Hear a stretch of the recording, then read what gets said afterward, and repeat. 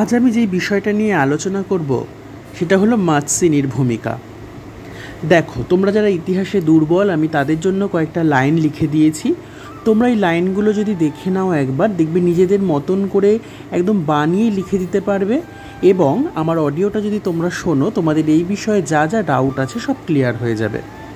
দেখো, ইটালির ঐক্য আন্দোলনের অন্যতম নেতৃত্ব দিয়েছিল কিন্তু জোসেফ মাৎসিনি। তিনি চেয়েছিলেন ইতালিবাসীকে একসাথে ঐক্যবদ্ধ রাখতে। এই জন্য তিনি একটা দল গঠন করেছিলেন, সেটা হলো ইয়ং ইটালি দল।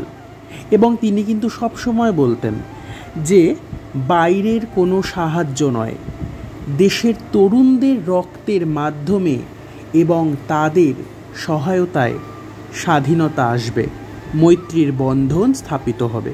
এটা তিনি সব সময় বলতেন এবং বলেছিলেন যে দেশ থেকে, মানে ইটালি থেকে আর কি, অস্ট্রিয়াদের বিতাড়িত করতে হবে। ঠিক আছে, এইবার দেখা যাচ্ছে যে অস্ট্রিয়াদের বিতাড়িত করতে গিয়ে তিনি বিভিন্ন জায়গায় বিভিন্ন রকমের স্লোগান দিয়েছিলেন।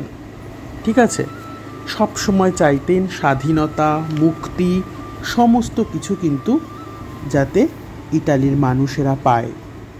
এবং দেখা যায় একসময় ইউরোপে ফেব্রুয়ারি বিপ্লব শুরু হলে ইটালিতে ব্যাপক বিদ্রোহ ছড়িয়ে পড়ে।